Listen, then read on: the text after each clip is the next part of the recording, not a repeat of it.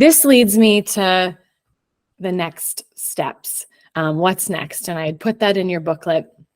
So I will be running a 6 to 8 week program or course. I know it's very, very clear in my head what I will be providing and what I would do and how I will help you. It's more because it's the first time doing it. Is 6 weeks enough? Do we need more? Maybe we need less. Like I'm just kind of feeling it out. But right now I'm seeing it as a 6-week course where we come together and we go through, there's this workshop, but every piece that we've talked about, we can go a bit deeper. In addition to that, there's that piece of sharing your story live in front of people. So whether that's on my stage at my event on May 4th in Kitchener, or if you're giving a presentation somewhere else and you want to weave a story in, or you're going for a job interview and you know that a story would really help solidify the point of why you're a great candidate. There's so many reasons to be able to tell a good story, and it really helps you to be memorable and connect with people, which we've already seen in this workshop. And so I want to help you also be prepared to speak on stage. So some of those presenting skills, how to use your voice, different vocal techniques, different ways to overcome nerves and things to help you when those nerves come up. So the program itself will help you craft your story, make it compelling, interesting, exciting, but then also how to tell your story and how to share your story on stage. And you might be a very comfortable and confident public speaker, but I guarantee there's things that I can teach you. So the start date for the program would be March 4th. As far as that's kind of when it will open up. And I'm looking at a 6 to 8 week commitment. Again, like I said, I'm still working through it. There will be some videos to watch. So think of lessons or perhaps a story example for you to watch, just like we watched with Matthew Dix to kind of, again, put us on the same page. You're a mom, so I know you're busy, and I want you to feel like it's attainable and you're available to do it. That's kind of why I broke it down like this too, to be I always want to know, what's the commitment? What's my time commitment to this, I'm going to do a weekly group call where kind of like what we're doing now, we share, these are my scenes, or this is a scene I'm struggling with, or can we share this, or, it'll go with what we're learning. But it'll be intimate like this. Everyone will share. And I have right now Wednesday evenings at 7:30, because again, that's what works for me. But what I want to do is connect with anybody who's interested and find out what might work, what time might work for you, and kind of pick what best suits. And then I want to do a bi-weekly individual call where it's just me and you, and we're going through, if you want to just read me your story or say it out loud, or this is the part that's really sticky. One thing that we didn't talk about in this workshop is the structure of your story, as far as, is it chronological order, or are you starting where you're at, then we're flashing back to something else, and then we're coming back to the story. There's a lot of different kind of structures that you can follow, and I didn't go into that today because, again, the interest of time, but that's something we would work through in the program. And then after you have your story, I want to share your story on my podcast that is yet to exist, but is alive in my head. And that would probably be about an hour of recording, a podcast episode, kind of I see it as a get behind your story. So we'd share your story on the podcast. And then I would ask you questions, because there's things in stories that there's a, how do I say this? We omit from stories. I shared the birth story of my daughter in the NICU and I mentioned my husband once or twice, but he was pretty much there the whole time with me, but he didn't understand the mom, the nurse, the birthing, so I was he doesn't need to be in this whole story. So I didn't keep him in the story the whole time. And there's some power to omitting certain things. But then in a podcast, that's where the juice is. Who did you omit, or what happened there? So that's kind of what I'm looking for in the podcast. Then we'll do a rehearsal. It'll be probably on Zoom, depending on where people are located, where you'll tell your story. And I think I would invite some extra people, so it wasn't just our small group, just to get that initial, like, I'm nervous feeling out. Rehearsal is so important, and people hate doing it, but it's so, so important. And then obviously the day of the event is May 4th.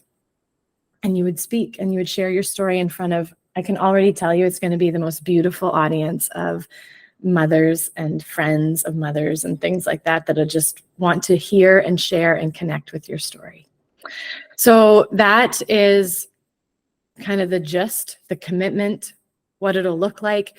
It's probably going to include tears, but laughter, joy, more tears. I don't know.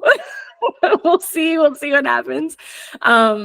But anyway, and then because it's the first time I'm offering it, I'm doing it at like a 50% off or whatever, because I really would love testimonials, feedback, the understanding that we're doing this together, and that it's not going to be, nothing's ever perfect, but it's going to have some kinks that I'm going to have to work through, and I'd love your patience with that.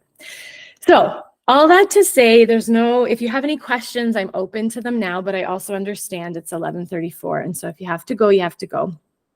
Or if you have any questions about what we just worked through, like the booklet, please stay on and ask them. I'm here to answer. And then if any other questions or whatever come up about storytelling in general, working with me, the event on May 4th is the first one, but my plan is to have events all over the country and all over the calendar. So there'll be lots of opportunity if May 4th feels like it's a little bit too soon, but there's no time like the present. I'm just full of the cliches today. Courtney, somebody asked me where your event was going to be, and I didn't know if you actually knew that yet. Great question. Yes, it's going to be at what's called the Zanga, and it's a fairly new event space in Kitchener. I want to say it's on Borden Ave, near Ottawa. Carrie's nodding, so there is a Borden Ave, right? Yeah. It's like a big open space. So the event itself is going to have lots of good food, because moms deserve to be fed, and have like a hot coffee and delicious food without people hanging off of them. Or if you want to bring your kid, like, okay. But I will really like moms to feel pampered at this event. So there will be food and non-alcoholic drinks, but like drinks and all of that. I have some pretty great ideas in my head for some swag bags and stuff. I just want women to come and feel pampered and then entertained. And basically, like, my catchphrase is, it's where you can come to share, connect, and celebrate. And that's what I want people to feel. I want to feel like they were able to share, whether they were on stage or not, feel like they connected with other people, and then feel like they were celebrated as a mom and that role that motherhood is. So yeah, it's at the Zanga. The only downfall of the Zanga is it's not accessible. There are stairs, not very many. My mom has Parkinson's. She will be able to do these stairs.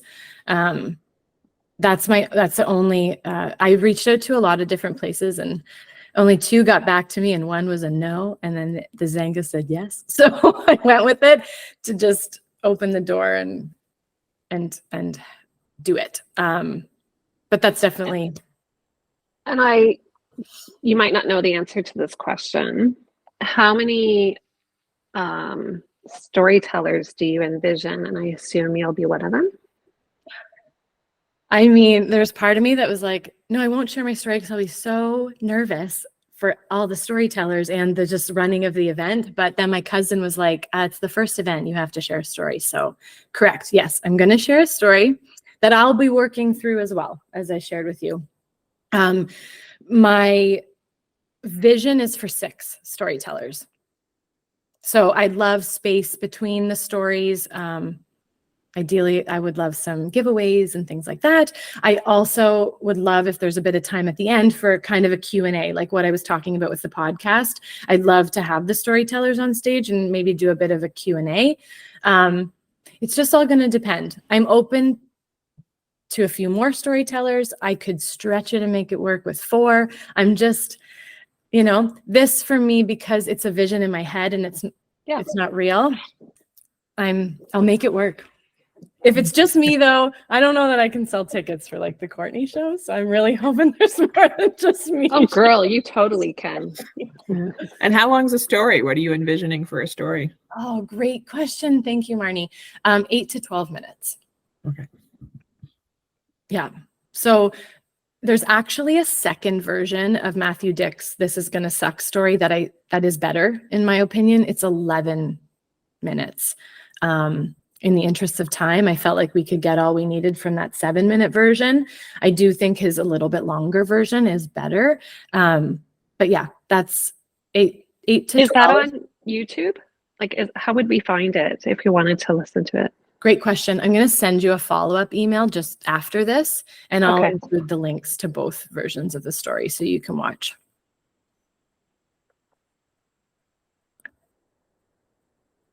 Any other questions? I would like to have the storytellers confirmed so that before I sell tickets to the event, because I want the storytellers to have an opportunity to sell to their friends and family first before I, open it to the public. So if you're like, I don't know if I want to share my story, but I really want to attend the event, you're on my email list now as well. So you'll be included in that pre-sale. You know what I mean? Like before the general public, if you're interested. But yeah, I just want to confirm all the storytellers before I make like an official ticket sales date. Cool. Okay. And oh yeah, Carrie. Courtney, I was the singer for 12 years, and the hardest performances to do was when my family and friends were in the audience. So even hearing you say that you didn't want to tell a story because you were doing the event management and everything else, but you decided that you should, made me nervous for you that day. And now you've got my wheels turning about whether or not I want to be a storyteller that day, because I kind of do. But again, like I have to work out like a detachment thing in my head so that I don't cry when I'm like on stage whenever this happens. So I don't think I'd want my family and friends there for it on the first go. Which is fine too. So I will say as well, like I totally get that. It's so true. Part of my reason for doing this. So part of it was my experience having a daughter, becoming a mother, all of that. The other piece is, as I just said, with my mom who has Parkinson's, there's that piece of capturing, you in that moment and having the essence. And so there's definitely going to be a video recording of this that you will get that I would love to be able to use as well in marketing things. But I think there's so much importance of being able to have these stories for the people that we love, to hear our voice and see our mannerisms. And Marnie, you said way at the beginning of this, it's cool with technology, that we can, maybe I'm misthinking of what you said, but where we get to capture all of this and keep it and have it, right? And I think we're so lucky, as much as there's some drawbacks to technology, we're so lucky to be able to capture ourselves, to preserve ourselves, for our family. And this may sound morbid, but we've talked a bit about grief. That's how we started the whole thing. But like, our stories are what live on when we're gone. These stories are like maybe what they'll play at your funeral, oh, when 100 years ago when she was really young, she shared this story. I'm giving you a really long life, but it's like to have that captured in time. And I think we're lucky that we have social media and like our kids could go back on our Facebook and look at pictures and whatever, but how many times as moms are we not in those pictures either because we're behind the camera taking the pictures, right? So anyway, there's just this preservation piece to my vision that I see as well. And so the reason, Carrie, what you said brought it up is that there would be a video recording. So if you don't want to invite your family at all, like okay, that's fine, even though they would love you and support you, but then you can show them the video after, or you could share it, you know, that way, or what have you, if that makes sense. Courtney, how many tickets will you be selling for the actual event? Because it might help people to know how many people they might be speaking in front of too. Great question. So the capacity is 80. I'm going to start with 50. I would like some space for potential sponsors or vendors and things like that. Also some volunteers, some of my family and friends that I've both voluntold and have volunteered, you know, to help me with some things. So 80 is the big answer. Ticket sales will likely be between 50 and 60, if that makes sense. Yeah, that's a nice size. Like and I don't know how, like, I have no idea how much people on here have like done any sort of like speaking. And I, not that I've done a ton at all, but I actually find I'm more nervous with like smaller groups. Like I feel when there's just a bit more people, the faces just get a bit more lost and it's just a little bit easier. I realize it could be the total opposite for some people, but I think that's a really nice size venue. It's not so big that it's daunting. Yeah. But also not overly intimate either. Well, and I played with the idea of, because this is going to be a daytime event. We're having brunch. It just felt like a really comfy time for moms. You'll be able to see people's faces. You will, standing on stage. I did look into, there's a small theater here in Kitchener-Waterloo, the Registry Theater, and I did look into booking that. They are booking into now 2025. So now I know how far you have to book in advance, but I did envision a theater space. Mm-hmm. So you had that kind of light blinding you so you can't see the audience. So a theater is on my radar as like another venue to try, but I do like the intimacy of being able to see people's faces and their reaction and their heart while they're watching you, right? So like I said, this is new and I'm not married to anything. I'm kind of dating it all right now. It's your beta run. This is totally what people do. So it's great. Exactly. So, and I thought it'll take nice pictures like with the light, you know? So yeah. Awesome. Any other questions? I am open to, I'm open for any other questions. Like if you send me an email or send me a private message or whatever, if anything comes up later on, but I would love you to not sit on the decision for that long. Make the decision.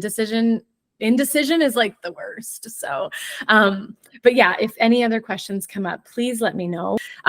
Whether it's this time or times in the future, I hope that I can help you craft your story and then tell it. Because I just think there's so much power in that.